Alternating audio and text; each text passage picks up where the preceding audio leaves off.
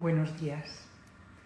Hoy tengo la alegría de poder estar aquí pronto, espero, con Pepe García, conocido como El Estoico. Pepe García es escritor, autor del libro Siempre en Pie y es creador del podcast El Estoico. O sea que si te gusta lo de hoy, podrás seguir más sobre ello en su podcast. Es divulgador de filosofía estética. Dice, tarea a la que se dedica de manera personal y profesional mía. Ya veo que está por aquí Pepe. Pepe, qué alegría conocerte y estar contigo aquí hoy. ¿Qué tal? ¿Cómo estás, María? Muy bien, ¿tú? Muy bien, pero no te veo. ¿No me Me sale ves? negra tu parte. Esto, ¿sabes qué me pasa con un montón de directos? Me pasó también a mí con Alex Rovira. Pero bueno, si la gente nos ve, Sí, yo creo que normalmente la gente nos ve, pero siento que no me veas. Yo tengo la suerte de verte a ti. bueno, no pasa nada. Yo sé cómo eres, así que me imagino que estás ahí Bueno, arriba. estoy aquí en movimiento, tengo la flor de Rádica detrás mío. Me alegra mucho verte y mil gracias por estar aquí, Pepe. Me hace mucha ilusión tener esta conversación contigo. Muchísimas gracias a ti por la oportunidad y nada, yo también estoy encantado. La verdad es que me ha hablado también muy bien Nazares Castellanos de ti, así que encantadísimo de estar aquí. Lo mismo me ha dicho de ti. Qué ¿Eh? bueno, qué bueno. ¿Qué te iba a decir? Pues la verdad es que te voy a decir la verdad. Para mí el estoicismo es algo muy nuevo. Ujú. Y entonces esta conversación va a ser con una novata que ha leído un poco para prepararse para esta conversación, pero me hace ilusión porque estoy a punto de aprender mucho y espero que todo el mundo que nos siga también. Y tengo Fenomenal. muchas ganas de que hablemos sobre lo que estamos hablando este mes en Radica, que es el Ujú. concepto de vivir y el concepto de morir desde el punto de vista del estoicismo. Vale, vale, fenomenal. La verdad es que los estoicos, bueno, mira, Cicerón decía que no era estoico, no era ecléctico, pero le gustaban mucho los estoicos. Cicerón decía que la filosofía enseña a morir.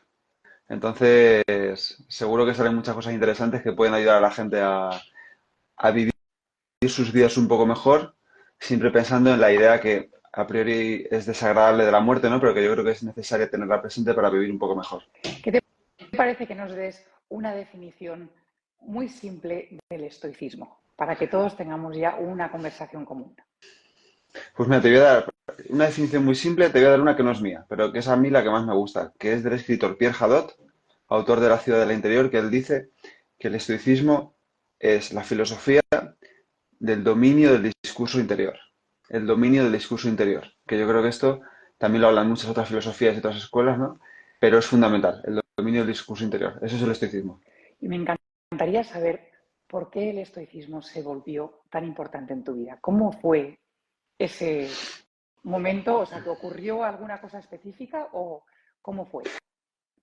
No me ocurrió nada específico, no tuve ninguna epifanía que dijera esto me va a cambiar la vida, sino que yo ya llevaba tiempo, yo tuve una pequeña crisis en 2013 más o menos, que es cuando yo me di cuenta de que no quiero ejercer la abogacía. Yo estudié Derecho, vengo de familia de juristas, de abogados, y entonces era un poco la oveja negra, ¿no? Y yo estudio Derecho, estoy ejerciendo 2 años y me di cuenta de que no quiero trabajar de esos 40 años, ¿no? Y entonces empiezo a buscar respuestas, un poco un cambio de vida, y ahí pues doy con algunas escuelas de psicología, de budismo y tal, y bueno, empiezo a practicar meditación y me empiezo a encontrar un poco mejor, a entenderme un poco mejor, empiezo a encontrar otras habilidades profesionales.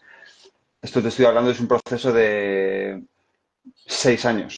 O sea, no, lo cuento muy rápido, pero son 6 años, ¿no? Y de repente un día estoy navegando por internet, por YouTube, y veo un vídeo de un chico que se llama Tim Ferriss, que él decía el sistema operativo mental para vivir mejor.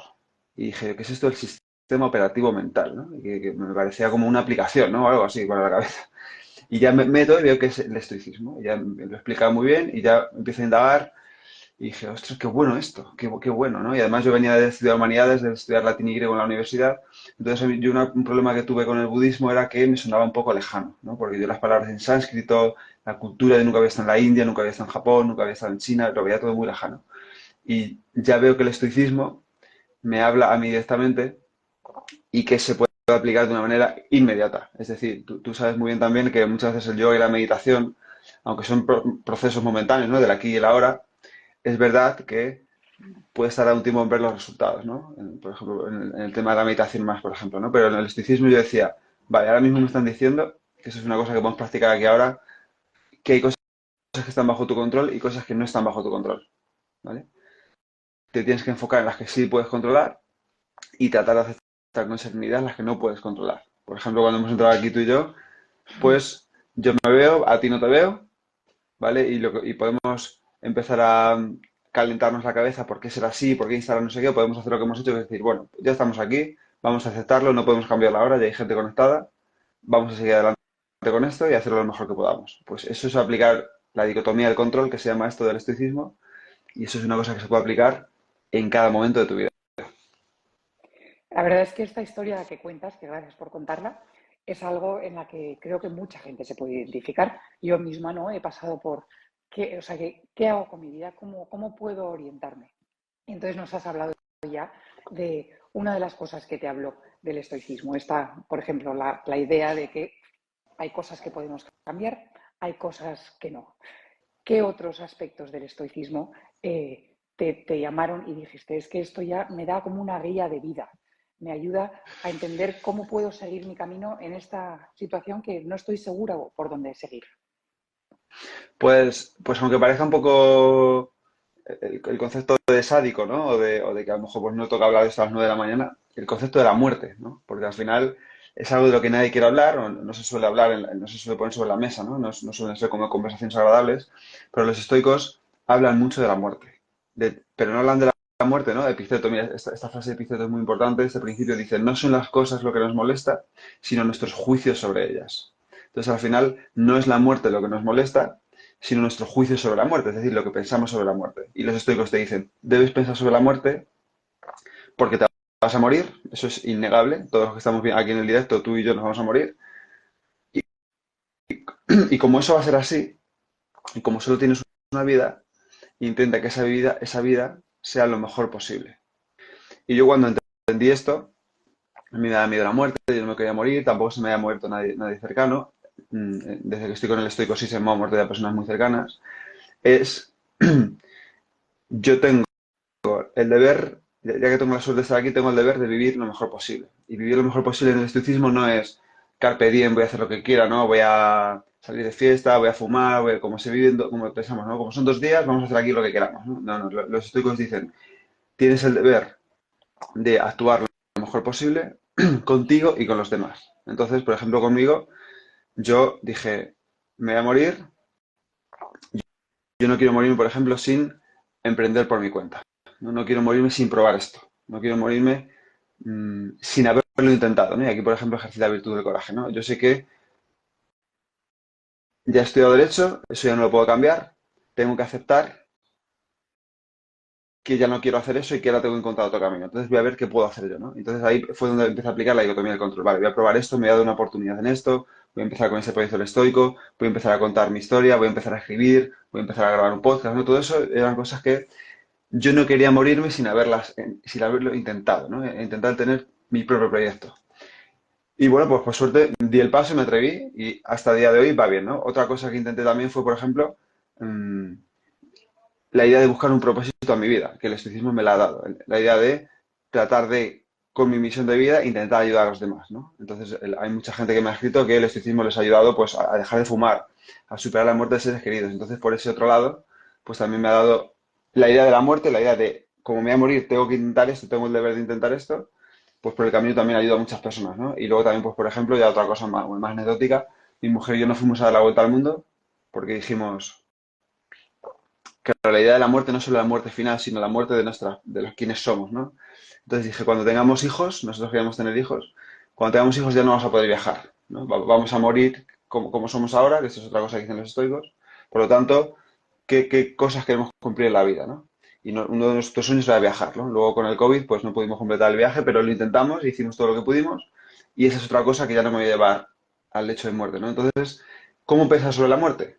¿Cómo piensan los estoicos sobre la muerte? Pues oye, coge las cosas que te dan miedo, las cosas que te generan cierta incomodidad, las cosas que te generan cierta inseguridad, y como te vas a morir, hazlas o inténtalas, ¿no? No sé si conoces este discurso de la Universidad de Stanford de Steve Jobs, que él sale hablando también cuando ya ha superado un cáncer antes de morir, ¿no? Unos años antes de morir, dice una frase que es muy estoica, ¿no? Aunque no le dijeron los estoicos, pero dice, la muerte es el mejor invento de la vida, porque cuando cualquier cosa la pones al lado de la muerte, se convierte instantáneamente en algo insignificante. Todas las vergüenzas, todos los arrepentimientos, todos los temores, lo pones al lado de la muerte y se queda en nada. Entonces, a mí, aparte de la economía del control, la idea de pensar sobre la muerte, también para el tipo de persona que quiero ser con mi hija, con mi pareja, con mis padres o incluso conmigo mismo, es fundamental pensar en ella, te digo que a diario, para, para estar más alineado con quién quiero ser y con la vida que quiero tener. Me viene a la mente otra palabra que sale en las cosas que escribes tú y cuando se lee sobre el estoicismo, y es la palabra coraje. Mm. ¿Qué rol juega en esta idea? Juega todo, ¿no? Al final requiere coraje pensar en la muerte, requiere coraje vivir conforme a ella, requiere coraje tomar responsabilidad por las cosas que sí dependen de ti, requiere mucho coraje aceptar lo que no puedes cambiar, ¿no? Porque muchas veces se confunde con resignación. La aceptación no tiene nada que ver con la resignación, este concepto de amor fati. Y, y requiere mucho coraje, yo creo, vivir conforme a los ideales de uno tal y como está el mundo, ¿no? Porque al final es muy fácil dejarse llevar por el victimismo, por el, como yo no puedo hacer nada, pues cada uno que se apañe, por el individualismo, por el egoísmo. Pero yo creo que la idea de tomar responsabilidad sobre tus pensamientos, sobre tus deseos, sobre tus acciones, ¿no? Que es lo que dice Epicteto, que son las tres cosas que podemos controlar, deseos, acciones y pensamientos, o juicios. Yo creo que requiere mucho coraje vivir conforme a eso y simplemente intentar salir del piloto automático en el que estamos metidos y sentarse uno a ver, oye, ¿yo qué he deseado toda mi vida? Yo que he estado deseando, que creo que me va a hacer más feliz, ¿no? Los estoicos hablan de la idea de la eudaimonía y de la ataraxia, ¿no? De eudaimonía, la buena vida, el florecimiento, la ataraxia, la serenidad, la ausencia de tormenta. Yo, yo qué tengo que hacer para vivir así, ¿no? Yo he estado persiguiendo siempre cosas externas a mí que creo que me van a hacer más feliz y más sereno. ¿Tiene sentido? ¿Cómo son mis acciones? Mis acciones son moderadas, son templadas, son serenas, son valientes. Um, y mis juicios cómo son. Estoy siempre juzgando de manera automática a los demás. Um, lo que me digo sobre las cosas me hace más feliz o menos feliz. Y entonces, si lo pones todo eso junto, pues se forma una buena base de coraje sobre la que trabajar, ¿no? Que es una de las cuatro virtudes estoicas, la andreía, coraje o fortaleza, ¿no? Que también es la fortaleza para enfrentarnos a nosotros mismos y al mundo tal y como es. Lo que, o sea, que has medio entrado en ello, pero el tema que nos cae en medio son las emociones, ¿verdad? Claro. Y entonces, háblanos un poco, porque lo que hace que la razón a veces no exista o que no hagas, ¿no? Claro. Son las emociones, se ponen por medio y entonces, ¿qué dirías sobre, o sea, que cómo se entienden las emociones desde la perspectiva estoica y cómo podemos trabajar con ellas para que nos ayuden a conseguir todo esto que estás diciendo? Pues mira, justo acabo de sacar un libro sobre eso, hace 2 semanas, ahora, se llama Manual para la Serenidad, y trata sobre las emociones difíciles, ¿no? Porque al final es lo que tú dices, vale, los estoicos mm, aceptaron muchas cosas, ¿no? Y muchas de sus ideas se pueden aplicar hoy perfectamente, pero hay otras cosas que la ciencia, pues, con el paso de los años ha ido validando, ¿no? Y ha ido viendo, y las emociones, no somos solo seres racionales que tenemos emociones. Yo creo que somos seres emocionales que podemos utilizar un poco la razón, ¿no? Entonces ahí es donde hay que trabajar. Entonces los estoicos decían, vale, ellos los llamaban pasiones, ¿vale? De pazos, del griego, que se relaciona con la idea de emoción desagradable que nos hace sufrir. Ya sabes que el griego muchas veces cometemos el error de una palabra, una traducción, y no tiene que ver nada. Los griegos tienen una palabra para una traducción muy larga. Entonces esta idea de pazos, de pasiones, no tiene que ver con trabajar con pasión en lo que te gusta, que es como se traduce hoy, sino esas emociones desagradables que hacen sacar lo peor de ti y que te alejan de la buena vida, como pueden ser la ira, como puede ser el miedo, como podría ser hoy, por ejemplo, el estrés o la ansiedad, como puede ser la tristeza, como puede ser la tristeza por la muerte de un ser querido. Todo eso nos aleja de la buena vida. Entonces, ¿qué decían los estoicos? Y sobre todo Séneca, ¿no? Séneca decía, tiene un manual sobre la ira que dice, si quieres, bueno, te lo digo con mis palabras más Venga. actuales, pero bueno, esto es lo que dice Seneca, ¿no? Si quieres aprender a gestionar la ira, le fascinó a Nazaret cuando se lo contó porque es lo mismo que dice la neurociencia. Presta atención primero al cuerpo, ¿vale? Porque la ira, igual que las otras pasiones, se manifiestan primero en el cuerpo. Entonces es muy fácil ver cuando otra persona está empezando a tener cólera o ira, ¿no? Que tú sabes que empiezas pues, a apretar los puños, a apretar la mandíbula, el entrecejo, a hablar más alto, a hablar más cortado, a decir cosas como con ironía, ¿no? Entonces, bueno, presta atención a eso porque ahí ya se está manifestando que te está embargando la ira. Y cuando prestas atención a eso, eres capaz de darte cuenta de, oye, me estoy empezando a poner iracundo, voy a desviar esta emoción en sentido contrario, ¿no? Decía Seneca, en sentido opuesto. Es decir, vigila cómo se está manifestando la emoción y trata de hacer lo contrario. Por ejemplo, él lo dice así, ¿no? Dice, oye, la ira hace esto, que te he dicho, ¿no? Apretar el puño, hablar rápido, moverse, se hinchan las venas, ¿no? Se te enfadas, ¿no? Y luego este esquema de las emociones, que lo muestra muy bien cómo se generan aquí.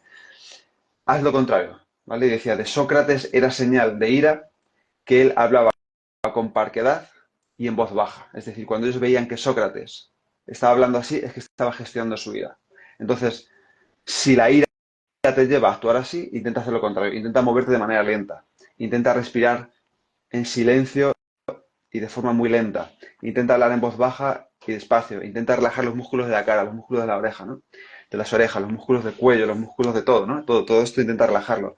Porque dice Séneca, y luego la neurociencia lo confirma, que esto es muy bonito, que cuando el exterior cambia, el interior también. Entonces los estoicos, por resumirte muy rápido todo ese rollo que te he contado, los estoicos dicen, las pasiones se interponen a la vida feliz, son inevitables, haz esto. Y esto es lo que dice Séneca, ¿no? Vigila tus deseos, vigila tus juicios, vigila tus acciones y cuando notes que una emoción te está embargando, haz lo contrario.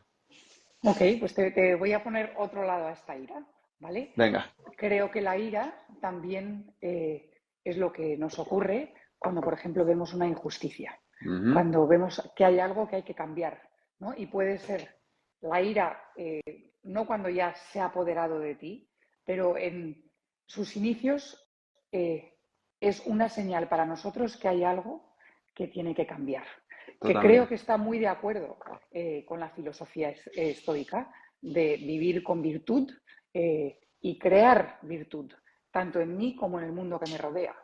Entonces, si la silencio del todo, pierdo este impulso por crear el cambio que creo que es necesario, este propósito del que tú has hablado. ¿Cómo podemos hacerlo para no silenciarlo del todo, no empujarlo de un todo, pero al revés, decir, ¿qué tengo que aprender de ello para que me sea realmente útil a mí y al mundo que me rodea? Totalmente. Mira, ellos ligaban las tres disciplinas que te he dicho, ¿no? La del deseo, la de la acción y la del juicio o pensamiento. Entonces, esta parte que te he explicado un poco de cómo gestionar la emoción, la ira, tiene más que ver con la parte del juicio o pensamiento, que es, Seneca lo explica muy bien, dice, ¿cómo desaparece la indignación cuando no haces nada por indignarte? Entonces, simplemente prestar atención a tus pensamientos y a qué te estás diciendo sobre eso, para que la siguiente acción, que ahí es donde entra lo que tú me propones, sea más virtuosa. Es decir, no significa gestionar la ira para quedarte callado y no hacer absolutamente nada. Significa gestionar la ira para que, pues por ejemplo, no des el puñetazo en la mesa, no hagas algo de lo que te puedas arrepentir, ¿no? Me ha venido gente con la mano rota, ¿no? Es que no pude aguantarme y le di un puñetazo a la pared y me rompí la mano, ¿no? Pues justo para evitar eso. Entonces se trata de gestionar lo que te dices, tus deseos sobre lo que no puedes controlar ajeno a ti, para que tu próxima acción sea lo más virtuosa posible. Y sea con coraje, sea con justicia, sea con sabiduría y sea con moderación, que son las cuatro virtudes, ¿no? Entonces al final es, vale, el proceso. Lo que tú dices, ves una injusticia, hay una injusticia en el mundo y a ti eso te empieza a cabrear mucho. Y la puedes ver a lo mejor en Instagram, a ti te cabrea mucho y dejas un comentario de hate, ¿no? Y insultas a quien lo está diciendo o, por tener ejemplos modernos, pues la guerra de Gaza, la guerra de Sudán, lo que está pasando en Ucrania y Rusia, todo esto, no te enfada mucho. Vale, tú estás absorbiendo esa ira y la estás soltando en manera de hate o de un comentario o en la mesa y al final sales del sitio y estás cabreado y lo pagas con tu mujer, lo pagas con tu familia, lo pagas con gente de tu entorno. Pero si te das cuenta, no ha cambiado nada en el mundo exterior. O sea, lo que tú has hecho ha sido enfadarte, soltar ese enfado de manera muy poco productiva porque nada ha cambiado. Entonces, la pregunta que te proponen los estoicos es, vale, ¿y tú qué sí puedes cambiar? ¿Y tú qué sí estás haciendo? ¿No?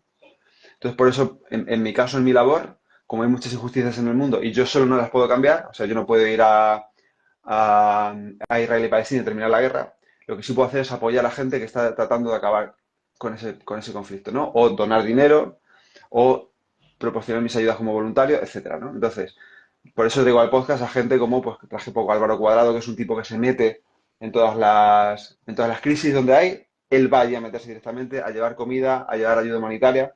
Por eso te digo, una forma de mí de colaborar es traer al podcast gente que da voz a esas crisis y que ayuda ahí, ¿no? Por eso te dejo también a Palo Melchor, de Ayuda Efectiva, a quien te recomiendo muchísimo que Vale. entrevistes, porque es un tipo que está acabando con la déficit de vitamina A en muchos países africanos, está acabando con la malaria, está acabando con muchas cosas. Entonces, como vale, yo puedo ver algo fuera, puedo enfadarme con ello, puedo insultar, puedo cabrarme mucho y luego apagar el móvil y seguir con mi vida. O puedo ver qué me duele a mí de eso y qué puedo hacer yo, gestionar mi ira y qué puedo hacer yo a continuación. Oye, ¿puedo irme yo a Ucrania o a Rusia y decir, oye, terminas con la guerra? No. ¿Qué puedo hacer? ¿A quién puedo apoyar que sí lo está haciendo? Todas esas son preguntas que tenemos que hacernos y luego ya actuar de manera virtuosa. O sea, esto es Me un alegra, trabajo de toda la vida, ¿eh? Yo te lo cuento aquí en 2 minutos, pero esto sí, no, son... me alegra un montón que saques esto porque de hecho es entre las cosas que tenía en mis apuntes que me gustaría hablar contigo, ¿no? ¿Cómo lidiamos desde la perspectiva del estoicismo con el dolor, ira, la emoción que sea que tenemos ante, pues por ejemplo, la situación que está ocurriendo en Palestina e Israel o lo que está ocurriendo con Rusia y Ucrania? ¿Cómo podemos lidiar con ello desde la perspectiva? Pues es muy buena pregunta, ¿eh? Me la hacen mucho y yo también me la hago, porque digo, ¿tú cómo estás contribuyendo, no? Al final, es lo que te digo, quejarnos sabemos todos y decir, "Uf, qué pena lo que está pasando", eso lo podemos hacer todos, pero muy poca gente está tratando de cambiar eso de verdad, ¿no? Entonces, vuelvo un poco a lo que te decía antes, es, vale, esa situación que está ocurriendo es muy desagradable, me duele y siento compasión por la gente que está allí, pero ahora ante ti sale un amplio abanico de acciones que puedes hacer, ¿no? Obviamente puedes lidiar con ese dolor de forma íntima, ¿no? Y tratar de gestionarlo en lo que tú puedes controlar, es decir, pues puedes quizás, vamos a llevarlo al campo de la autogestión individual, pues puedes escribir sobre ello, puedes ver qué puedes controlar, qué no puedes controlar, qué tienes que aceptar. Igual tenemos que aceptar también que vivimos en un mundo que es una locura, ¿no? Y que es, que es un mundo genocida. ¿Qué puedo hacer yo? ¿Qué puedo hacer yo? ¿Qué puedo hacer yo para mí y qué puedo hacer yo para afuera? El estoicismo siempre se reduce a eso. ¿Qué puedo hacer yo para mí? ¿Cómo puedo gestionarme yo? ¿Cómo puedo transitarlo de una manera sana para mí, saludable para mí? Pues igual tengo que, oye, pues dar voz a ciertas plataformas, apoyar con mi dinero, apoyar con mi tiempo, apoyar dándolo a conocer. Todo esto son cosas que podemos hacer, ¿no? De manera de autogestión, de lo que tú dices, de lidiar con ese dolor, puedo sentarme y puedo hacer mi diario, puedo hacer meditación, puedo hacer deporte, la alimentación, cuidarme, todo eso son cosas que tú puedes hacer. Al final es autogestión hacia afuera, hacia adentro y gestión hacia afuera. Entonces, hacia adentro podemos hacer eso y hacia afuera solamente ayudar, ¿no? Yo creo que los que estamos, por ejemplo, no sé si, bueno, tú estás en España, si no me equivoco, Sí. los que estamos en España, que parece que vivimos como muy lejos de eso, a lo mejor algún día nos toca, ¿no? Entonces, al final, yo creo que lo único que podemos hacer realmente es apoyar a la gente que ya está ayudando, ser muy críticos con la ayuda que se envía, ¿no? Porque ya sabes que también hay muchas ONGs que al final lo único que hacen es aprovecharse, pero ser muy crítico con quién está ahí ayudando y tratar de enviar toda la ayuda posible. Yo creo que no podemos hacer mucho más. Por eso te digo, en mi caso, una de las últimas entrevistas que saqué de Álvaro Cuadrado, eh, gracias a la entrevista le han enviado mucha ayuda y le han encontrado centros logísticos, le han encontrado nuevos apoyos aquí en España para enviar a Gaza. Entonces, bueno, yo creo que eso es una cosa que se puede hacer, crear tu propia plataforma, tu propio movimiento. Al final, lo que pasa es que preferimos vivir en la comodidad, muchas veces, yo creo, ¿no? De la comodidad de nuestras vidas, que es el uy, qué pena me da todo esto, pero yo tengo que trabajar, yo tengo que seguir con mi vida, ¿no? Yo tengo que cuidar a mis hijos, obviamente.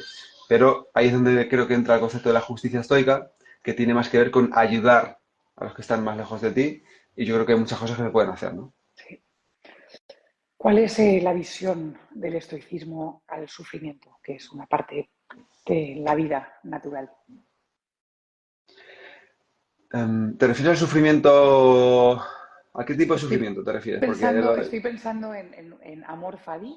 ah, Eh, me encantaría que hablásemos sobre ello. vale. Em, el amor fati es un concepto que acuña Nietzsche, no lo dicen los estoicos, ¿no? Pero hablan de lo mismo, que al final esto suena un poco heavy al principio, ¿no? Un poco fuerte, pero luego lo matizo. ¿Vale? Amar todo lo que ocurre, como ha ocurrido, porque es lo mejor que podría haber pasado, ¿vale?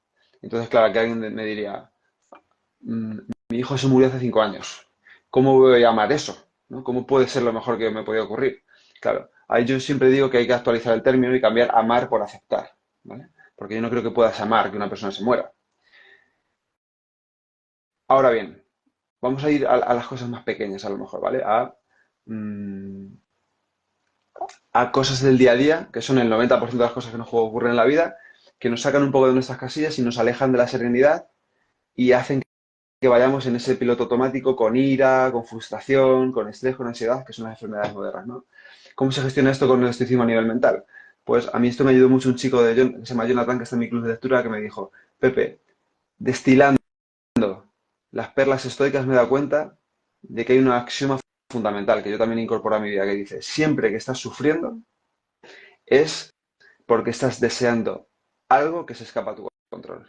¿Vale? El budismo al final decía un poco lo mismo, ¿no? La raíz del sufrimiento humano es el deseo.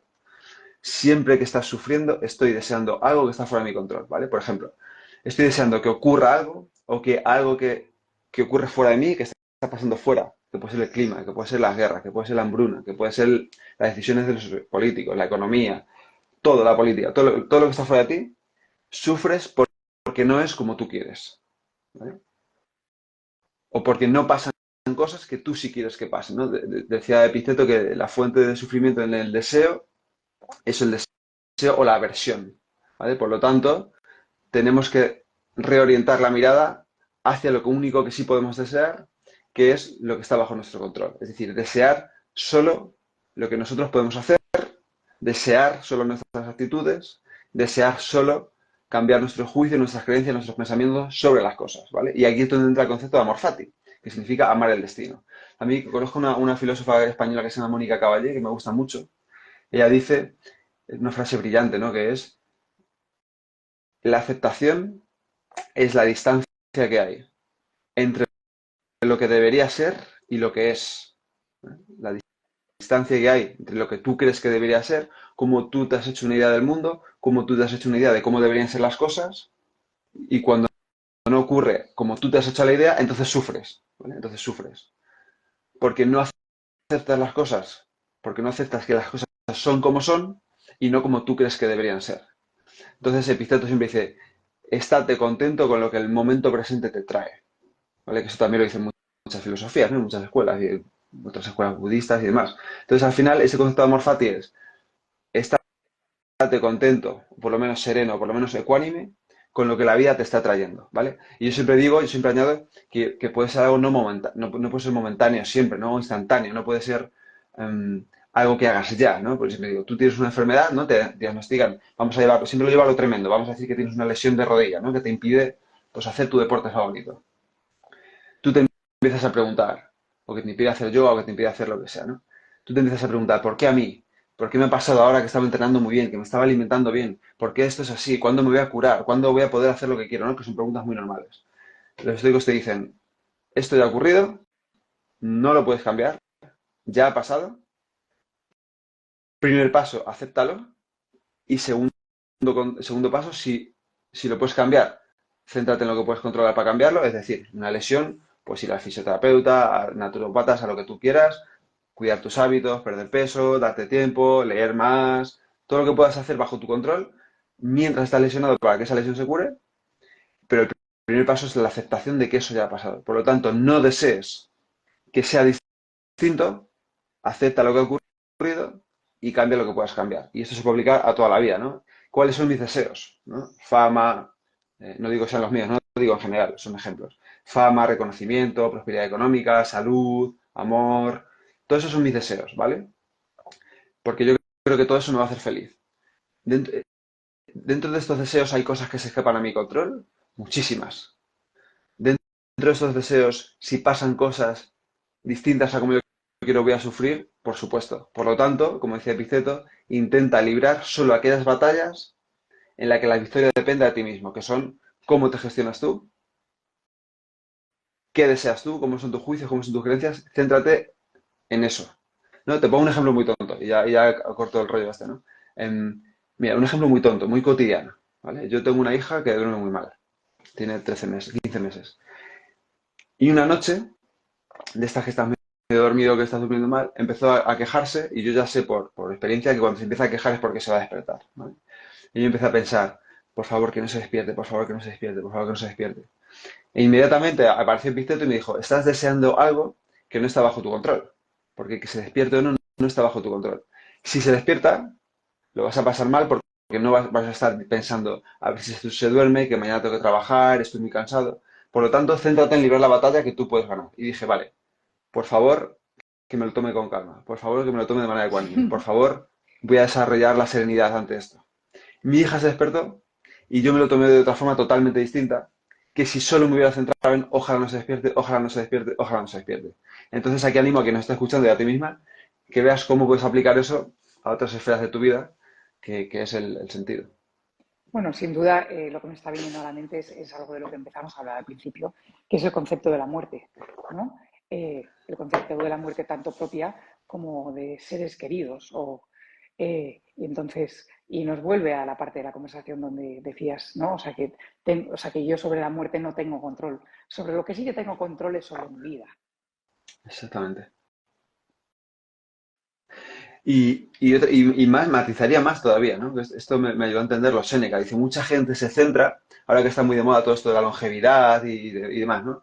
Mucha gente se centra en cómo de larga va a ser su vida, cuando es algo que no pueden controlar, pero no se centran en la calidad de su vida, en la Ujú. calidad de sus días, que es algo que sí podemos controlar, ¿no? A mí yo siempre digo que no podemos controlar cómo de larga es, pero sí cómo de ancha.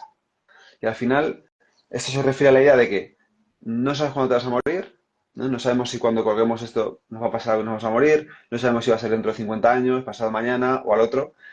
Por lo tanto, decían Séneca, decía Epicteto, decía Marco Aurelio, intentamos vivir, algo que ya es muy dicho, ¿no? Intentemos vivir cada día como si fuera el último. Pero este ejercicio, hacerlo con conciencia de verdad, ¿vale? Decir hoy una mañana, hoy va a ser mi último día, hoy es mi último día. Yo mañana no voy a nacer, o sea, no, sí, no voy a nacer, no voy a despertarme, ¿no? Ujú. Hoy es mi último día. Y tómatelo un poco en serio, ¿vale? Y ahora piensa, claro, la gente inmediatamente siempre dice, pues hoy no voy a trabajar, ¿no? Yo me voy por ahí de viaje o lo que sea, no es eso, ahora piensa, si de verdad fuera hoy tu último día, ¿cómo serían tus interacciones con los demás? ¿A quién llamarías? ¿Qué dejarías de hacer? ¿Qué priorizarías? ¿Cómo sería ese día? ¿Vale? Imagina que hoy es tu último día. ¿Vale? Por probabilidad, pues a lo mejor es poco probable, pero imagina que es tu último día de verdad. ¿No? Hoy es tu última vez que vas a cenar a ese sitio que tanto te gusta. Claro, y la reflexión que sale aquí es, ¿estarías a lo mejor mirando el móvil tanto? ¿No? Cuando tú te quedes a solas en esa cola del supermercado o esperando el metro o en ese centro de salud, donde sea, si ese fuera tu último día, ¿estarías mirando el móvil? ¿O estarías a lo mejor llamando a alguien? ¿O estarías leyendo algunas líneas bonitas, alguna poesía o de alguna historia que te guste?